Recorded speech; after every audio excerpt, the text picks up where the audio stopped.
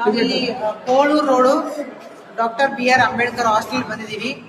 ಇಲ್ಲಿ ಎಲ್ಲ backward people ಮಕ್ಕಳು ಇದಾರಲ್ಲ, ಯಾವ SC ಕ್ಯಾಸ್ಟ್ ಮಕ್ಕಳು ಬರ್ತಾರೆ ಅಂದ್ರೆ ಬಡವರು. ನಮ್ಮ ಯಾದಗಿರಿ ಡಿಸ್ಟಿಕ್ ಅಲ್ಲಿ ಮೇನ್ SC ST ಮಕ್ಕಳು ಬರೋದ್ರಿಂದ ಅವ್ರಿಗೆ ಸರ್ಕಾರ ಏನ್ ಹೇಳಿದೆ ಅಂದ್ರೆ ಅನುಕೂಲ ಮಾಡ್ಕೊಡ್ಬೇಕು, ಹಾಸ್ಟೆಲ್ ವ್ಯವಸ್ಥೆ ಸರಿ ಇರಬೇಕು.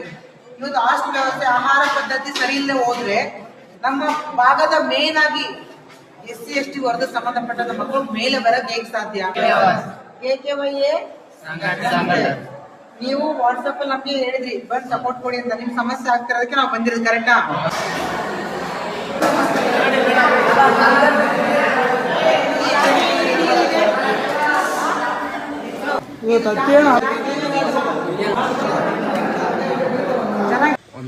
ಇದೆಲ್ಲ ಕಮ್ಮಿ ಮಾಡ್ಬೇಕು. ಆಮೇಲೆ ಇದ್ರಲ್ಲಿ ಏನೂ ಇಲ್ಲ ನೋಡಿ, ಕಾಯಿ ಎಲ್ಲ ಏನು ರುಬ್ಬಾಕಿಲ್ಲ.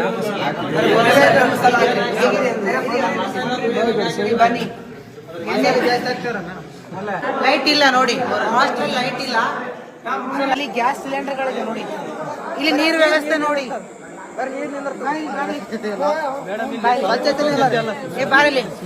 ನೋಡಿ ಕೆಳಗಡೆ ನೀರೆಲ್ಲ ಇದೆ ನೋಡಿ, ಕಾಣಿಸ್ತದ್ಯಾ? ಇದ್ರ ಮೇಲ್ಗಡೆ ಗ್ಯಾಸ್ ಇದೆ. ನಾಳೆ ಏನಾದ್ರು ಬ್ಲಾಸ್ಟ್ ಆಗ್ಬಿಟ್ರೆ ಯಾರು ಹೊಣೆ? ಇದಕ್ಕೆಲ್ಲ ಯಾರು ಹೊಣೆ? ಇದಕ್ಕೆ ಯಾರು ಜವಾಬ್ದಾರಿ? ಇಷ್ಟು ಯುವಕರು ಮಕ್ಕಳು ಭವಿಷ್ಯ ಹಾಳಾಗ್ಬಿಟ್ರೆ ಯಾರು ಜವಾಬ್ದಾರಿ ಇದಕ್ಕೆ? ನೋಡಿ ಅಷ್ಟೆಲ್ಲ ಗಲೀಜಿದೆ.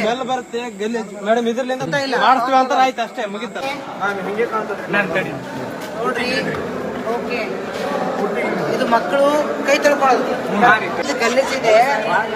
ಇದ್ರ ಮಕ್ಳು ಹೆಂಗ್ ಕೈ ತೊಳ್ಕೊಂತಾರೆ? ಇವ್ರ ತಟ್ಟೆಗಳು ಹೆಂಗ್ ತೊಳಿ ನೋಡ್ರಿ, ನೋಡ್ರಿ ಇದೆಲ್ಲ. ಇದರ ಹಾಸ್ಟೆಲ್ಗಳಲ್ಲಿ ಈ ತರ ವ್ಯವಸ್ಥೆ ಇಟ್ಕೊಳ್ಳಂತ ಯಾರು ಹೇಳಿದ್ದಾರೆ? ಇದಕ್ಕೆಲ್ಲ ಫಂಡ್ ಬರಲ್ಲ. ನಾಚಿಕೆ ಆಗಲ್ಲ ಇದು ಅಧಿಕಾರಿಗಳು ಸಂಬಂಧಪಟ್ಟವ್ರಿಗೆ? ನಿಮ್ ಮಕ್ಕಳಾದ್ರೆ ಹೆಂಗೆ ಬಿಡ್ತೀರಿ ನೀವೆಲ್ಲ? ಇಲ್ಲಿ ಬರೀ ಇರೋರೆಲ್ಲ ಬಡವ್ರ ಮಕ್ಕಳು, ಮೇನ್ ಆಗಿ SC ST ಮಕ್ಕಳು. ಓಕೆನಾ?